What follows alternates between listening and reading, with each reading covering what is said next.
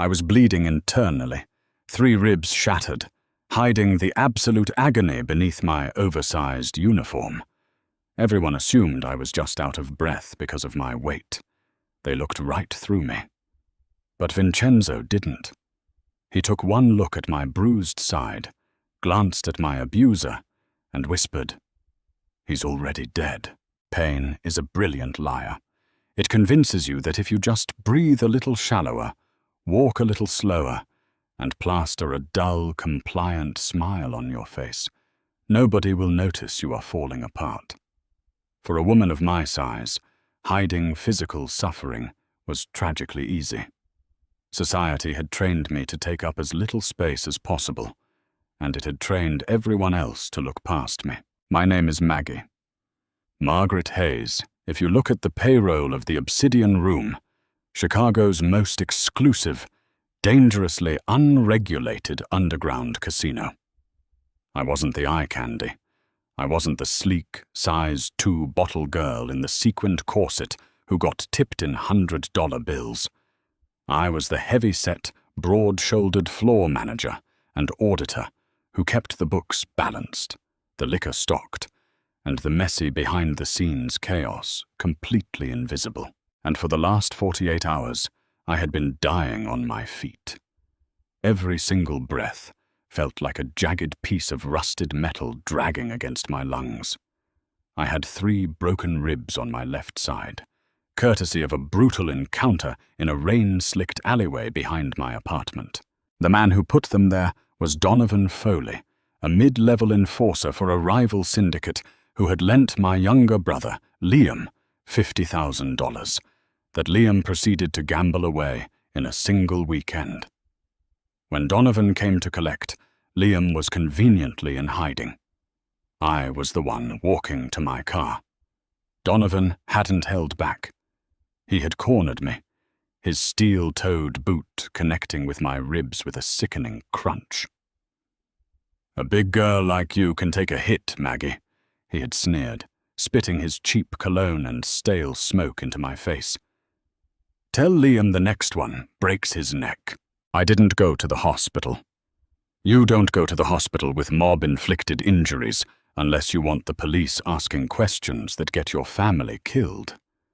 Instead, I wrapped my torso in ace bandages, swallowed a dangerous amount of over-the-counter painkillers, and went to work. The floor of the Obsidian Room was a sensory overload of clinking crystal, murmuring voices, and the heavy, intoxicating scent of expensive cigars. I navigated the crowded room, my clipboard pressed tightly against my chest, serving a dual purpose, holding my inventory sheets and acting as a physical shield for my shattered left side. "Maggie, table 4 needs a refill on the Macallan, and we're out of clean highballs," whispered one of the cocktail waitresses, brushing past me. "I'm on it," I wheezed, my voice tight. "You good?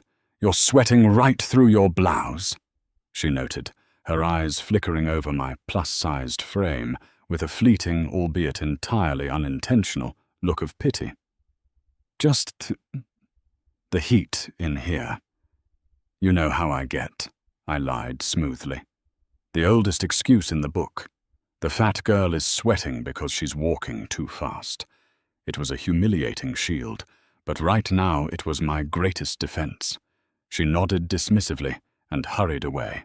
I made my way toward the bar, each step sending shockwaves of blinding white agony up my spine.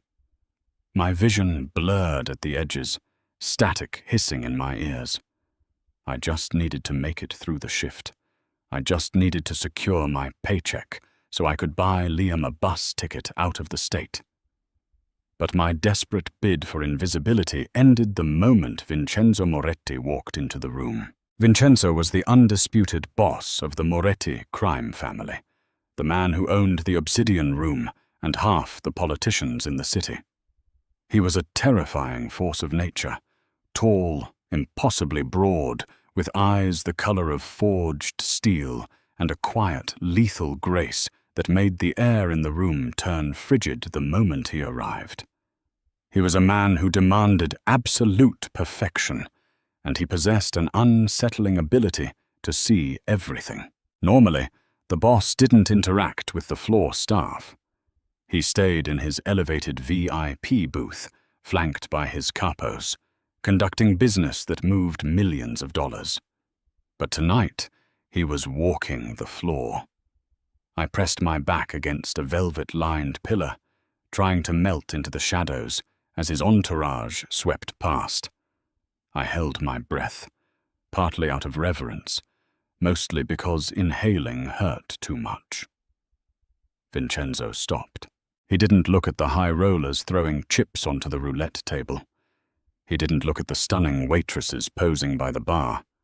His sharp, predatory gaze cut through the dim lighting and locked directly onto me. I froze. A cold sweat broke out across the back of my neck. I was a heavy, exhausted woman in a rumpled black blouse, clutching a clipboard like a life preserver. There was absolutely no reason for Vincenzo Moretti to notice me. Yet his eyes narrowed. He took in the rigid, unnatural way I was holding my spine. He noticed the shallow, rapid rise and fall of my chest. He saw the death grip my white-knuckled hands had on the clipboard. For a terrifying, endless second, he just stared. It wasn't the look of disgust I was so used to receiving from men in his echelon. It was a look of intense, clinical calculation. He took a half step toward me, and my heart hammered against my broken ribs, sending a fresh wave of nausea up my throat. But before he could speak, the heavy mahogany doors of the casino swung open, and Donovan Foley walked in. Donovan's arrival shifted the entire atmosphere of the room. He was a guest tonight, protected by the fragile, temporary truce between his boss and the Moretti family. He swaggered to the high-stakes poker table, flanked by two of his own thugs, looking entirely too pleased with himself. The moment Donovan entered, Vincenzo's attention snapped away from me. The boss's jaw tightened, and he moved smoothly toward the poker tables to oversee the game. I exhaled a ragged breath, squeezing my eyes shut as a tear of pure pain slipped down my cheek. I quickly wiped it away and forced my legs to move. I had a job to do. For the next 2 hours, it was pure torture. I had to audit the chip trays at the tables, which required leaning over the velvet ropes. Every time I bent at the waist, it felt like a knife twisting in my lungs. My face was unnaturally pale, my dark hair clinging damply to my forehead. Fate, in its infinite cruelty, dictated that my final audit of the night was at Donovan's table. Vincenzo was sitting at the head of the table, not playing, just watching. His massive presence was a dark, gravitational pull in the room. As I approached with a tray of fresh chips for the dealer, I kept my eyes pinned to the green felt. Well, well, if it isn't the heavyweight champion, Donovan slurred, his voice carrying over the quiet hum of the room. He had been drinking heavily, his face flushed with cheap arrogance. I ignored him, sliding the chips to the dealer. "Your re-rack, sir," I managed to say, my voice trembling despite my best efforts. "Hey, I'm talking to you, Shamu," Donovan barked, laughing at his own pathetic joke. I turned to walk away, desperate to escape, but I wasn't fast enough. As I passed behind his chair, Donovan reached out and roughly grabbed my waist to shove me out of his way. His large hand clamped down directly over my shattered ribs. I didn't scream. My throat closed up in a hard spasm of sheer, unadulterated agony. My knees instantly gave out. The clipboard clattered to the floor, papers scattering everywhere, and I collapsed against the edge of an empty chair, clutching my side. The room spun wildly. Dark spots danced in my vision. "Jesus, watch where you're rolling," Donovan scoffed, dusting his sleeve as if I had contaminated him. "Clumsy cow." The casino floor went dead silent. I couldn't breathe. I was gasping for air, the shattered bones grinding together with every frantic heave of my chest. I tried to push myself up, tried to salvage whatever scraps of dignity I had left, but my body utterly refused. Then a pair of immaculately polished Italian leather shoes stepped into my blurry line of sight. Vincenzo Moretti stood over me. He didn't bark orders. He didn't ask what was wrong. He crouched down, his massive frame blocking out the glare of the chandelier, blocking out Donovan, blocking out the rest of the world. Up close, he smelled of bergamot and danger. "Look at me," Vincenzo commanded. His voice was a low, rumbling baritone that vibrated through the floorboards. I forced my heavy eyelids open, meeting his furious, terrifyingly calm, steel-grey eyes. Without asking permission, Vincenzo reached out. His large, warm hands didn't grab or grope. With shocking gentleness, his long fingers traced the outside of my blouse, hovering just millimeters over the left side of my rib cage. He felt the unnatural heat radiating from the swelling. He felt the thick, bulky layers of ace bandages hidden beneath my clothes. He saw the cold sweat, the dilated pupils, the sheer trauma etched into my features. He didn't see a fat girl out of breath. He saw a woman who was bleeding internally. "How long?" Vincenzo whispered, so quietly that only I could hear. 2 days, I choked out, a sob finally breaking past my lips. Vincenzo's jaw locked, a muscle feathered in his cheek. He smoothly stood up, turning his back to me, but not before placing himself solidly between me and the rest of the room. "Game's over," Vincenzo announced, his voice devoid of any emotion. It was a terrifying, hollow sound. "What do you mean the game's over?" Donovan protested, slamming his hand on the table. "I'm up 20 grand, Moretti. You can't just call it because your floor pig tripped over her own feet." Vincenzo didn't raise his voice. He didn't reach for a weapon. He simply snapped his fingers. Immediately, 3 of his largest capos stepped out of the shadows, their hands resting ominously inside their tailored jackets. "Clear the floor," Vincenzo ordered his men. "Everyone except Mr. Foley." Panic finally pierced through Donovan's drunken haze. "Hey! You touch me, and the truce is broken. You hear me? My boss will start a war over this." Vincenzo slowly turned his head to look at Donovan. The look in the Mafia Boss's eyes was so cold, so entirely devoid of human mercy, that it made the hairs on my arms stand up, despite my agony. Vincenzo then looked down at me, still crumpled on the floor, holding my shattered side. His eyes softened for a fraction of a second, a micro-expression of dark, obsessive possessiveness that I didn't fully understand yet. He looked back at the security monitors mounted above the bar, showing Donovan's smug, terrified reflection, and then he spoke, his voice ringing with absolute, fatal certainty. "He's already dead." The silence that followed Vincenzo Moretti's declaration was absolute, heavy with the suffocating, terrifying stench of impending death. Donovan Foley's face instantly drained of color, his aggressive bravado evaporating like thin mist under a harsh, unyielding summer sun. He took a staggered step backward, his frantic eyes darting wildly toward the exits. But Vincenzo's trusted capos, Dominic and Roberto, had already blocked the heavy doorways, their expressions carved from cold stone. "Vincenzo, please wait," Donovan stammered, his sweaty, trembling hands rising in a desperate, placating gesture. "It was just a joke. I didn't know the fat girl belonged to you. She's just a regular floor worker. Frank Scalise won't let you get away with killing his top earner over a complete nobody." Vincenzo didn't even deign to look at him. He kept his piercing gaze anchored on me as I lay curled on the patterned carpet, gasping for shallow pockets of air that felt like liquid fire in my chest. "Dominic," Vincenzo said, his voice terrifyingly soft. "Take Mr. Foley to the basement of the warehouse on 4th Street. Ensure he stays alive until I arrive.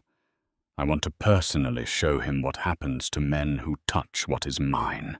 Donovan screamed, kicking and cursing, as Dominic and 3 other large enforcers dragged him out through the service elevator. The heavy steel doors slammed shut with a definitive boom, completely cutting off his frantic pleas, leaving only the quiet hum of the casino's air conditioning and the pathetic sound of my ragged, agonized breathing. I braced my trembling palms against the plush fabric of the floor, desperately attempting to push my heavy frame upward. I didn't want Vincenzo to look down at me with disgust. I knew exactly how society viewed plus-sized women. We were allowed to be funny or invisible, but never weak, and certainly never a burden to men of power. I'm sorry, Mr. Moretti," I whispered, hot tears blurring my vision. "I can get up. I can finish my shift." Before I could lift my torso an inch, Vincenzo knelt directly beside me. His pristine, expensive, dark-tailored suit dipped into the dust of the floor without a single second thought. "Stop moving, Margaret," he commanded, his voice surprisingly gentle but infused with an iron authority that was utterly unyielding. "I'm too heavy to be sitting here making a pathetic scene," I choked out, the deeply ingrained, painful self-loathing slipping past my trembling lips before I could stop it. "Just let me drag my miserable body back to the empty break room." Vincenzo's steel-grey eyes flared with a sudden dark intensity that took my breath away. "Look at me," he ordered. I forced my eyes to meet his. "Do not ever speak about yourself that way in my presence again. You are not a scene. You are hurt, and you are under my protection." Then, before I could process his shocking words, Vincenzo slid one massive, steady arm beneath my knees and the other securely behind my back.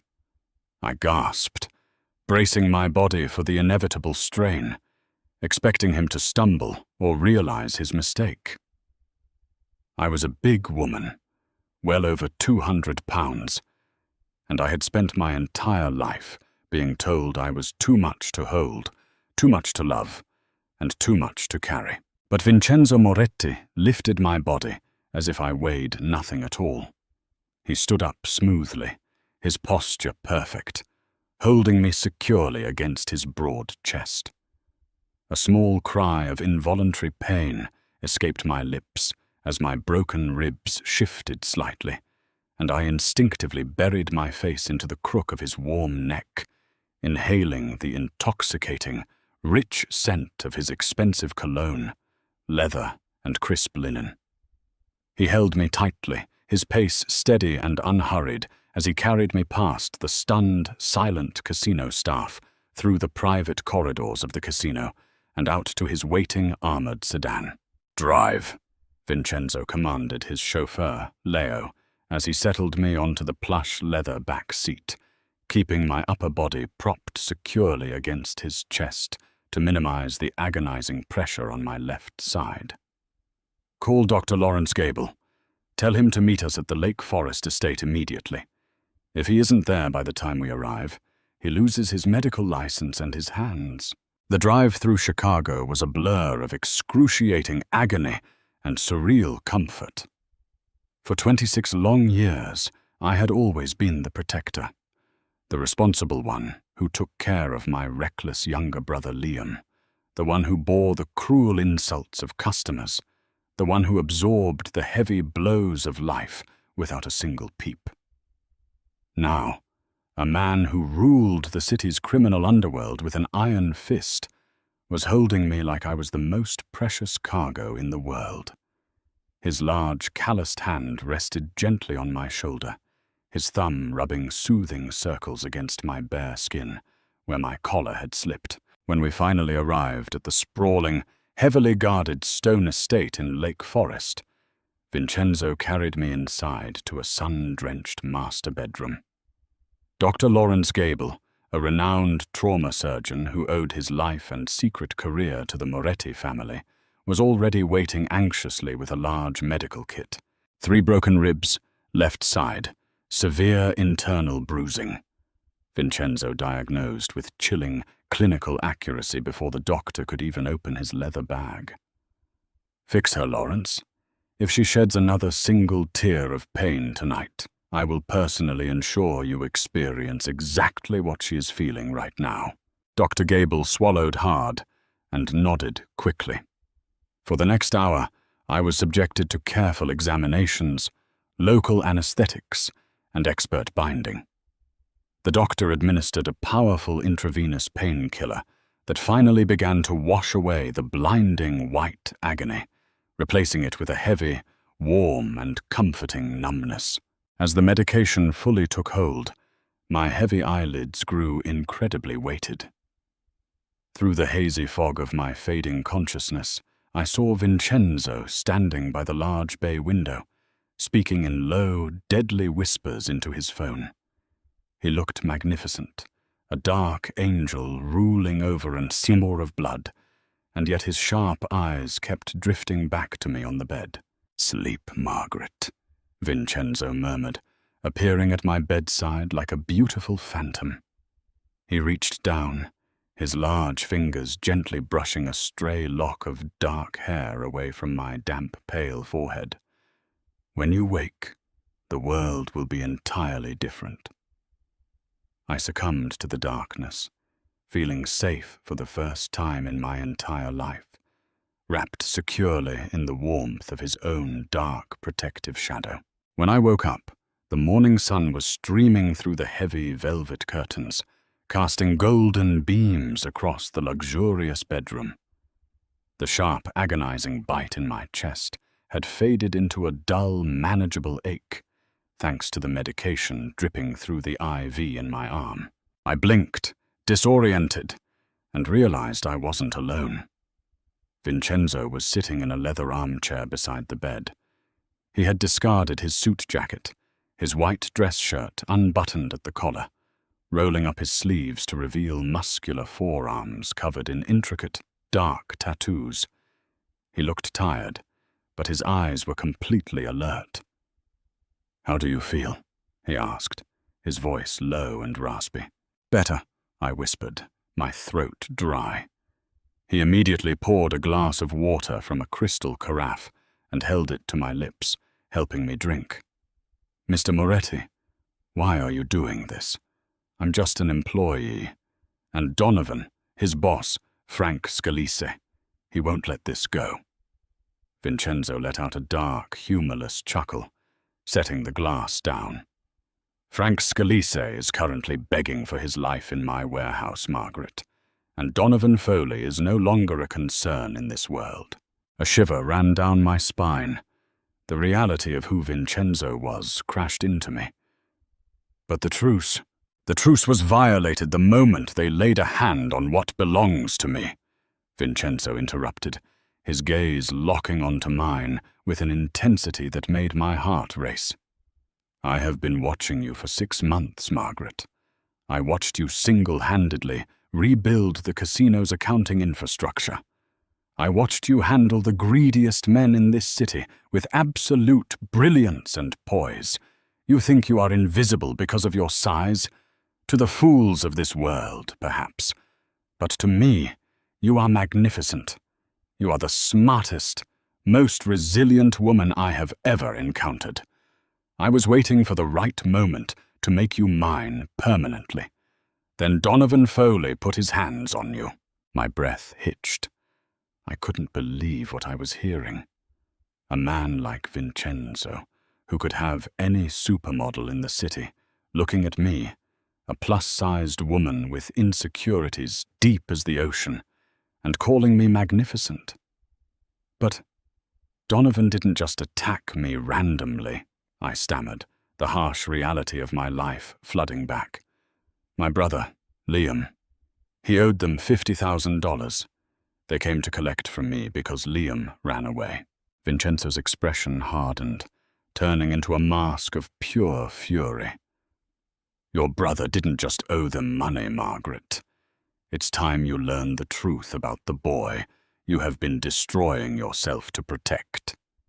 Vincenzo reached onto the nightstand and pulled out a thick manila folder, tossing it onto my lap. With trembling fingers, I opened it. Inside were bank statements, text logs, and encrypted files. Liam didn't gamble away $50,000, Vincenzo explained, his voice deadly calm. He was paid $50,000 by Frank Scalise's family. Liam was an inside informant.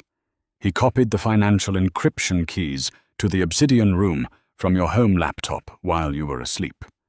He gave them half the codes, but Scalise needed the master decryption key, which is locked inside your private ledger at the casino. The room seemed to tilt. My own brother, the boy I had raised after our parents died, the boy I had starved myself to feed, had sold me out. Donovan didn't ambush you to collect a debt, Margaret, Vincenzo continued, his eyes softening with rare pity. He ambushed you to terrorize you, to break you down so you would hand over the master ledger. Your brother knew exactly what Donovan was going to do to you. Liam used your body, your pain, as a distraction so he could flee the country with his payout. A sob tore from my throat, ripping against my bound ribs. But the emotional pain was far worse than the physical. I clutched the papers to my chest, weeping bitterly for the betrayal of the only family I had left. I felt entirely broken, discarded, and foolish. Suddenly, the bed dipped. Vincenzo shifted his massive body onto the mattress beside me. He didn't pull away from my tears. He wrapped his powerful arms around me, pulling my large frame against his solid chest, holding me tightly as I crumbled. "Let it out, mia cara," he murmured into my hair. "Let the tears wash him away. You are no longer responsible for him. You are no longer alone. From this day forward, your loyalty belongs to me, and my power belongs to you." I cried until I had no tears left, anchored by the unshakable weight of the Mafia Boss, who refused to let me fall. 2 hours later, Dominic entered the room, bowing his head respectfully to Vincenzo. "Boss, Frank Scalise is downstairs. He brought the remains of his leadership. They want to negotiate a settlement before the war consumes the north side." Vincenzo looked down at me, a dark, wicked smile playing on his lips. "Get dressed, Margaret. There is a silk dress in the closet that was tailored specifically for your curves. It's time to show Chicago who holds the ledger." I slipped into the dress, a stunning, deep emerald silk that hugged my curves and flowed beautifully over my hips. For the first time in my life, looking in the mirror, I didn't feel like a shadow. I looked powerful.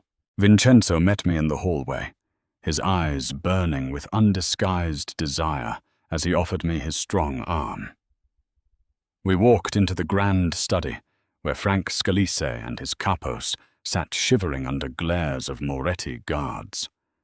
The moment we entered, Scalise stood up, his face pale. "Vincenzo, please. Foley went too far. We can settle financially." Vincenzo led me to the grand leather chair behind his desk, guiding my heavy frame into it with deep respect. He stood behind me, hands resting on my shoulders, crowning me before his enemies. "There is no negotiation, Frank," Vincenzo declared. "Margaret Hayes is now the chief financial officer of the Moretti Empire. Every dollar you make goes through her books. Surrender 80% of your operations by midnight or die." Scalise stared at me, his jaw dropping in absolute terror as he realized my power. "And as for Liam Hayes, Vincenzo murmured, looking down at me, granting me total control. I thought of the brother who had broken my heart. I was no longer an invisible girl hiding her pain. I was a queen. "Find Liam," I ordered coldly. "Bring him to me. He owes a debt, and I will collect." What an incredible journey of survival, ultimate betrayal, and fierce mafia romance. Maggie's dramatic story proves that real inner strength cannot remain hidden, and justice always finds a way. If you were completely captivated by Vincenzo's obsessive protection and Maggie's powerful rise, please smash that like button immediately. Share this thrilling video with your close friends and subscribe to our channel for more breathtaking, real-life storytelling. Leave a comment below sharing your favorite twist. Thank you for watching our video.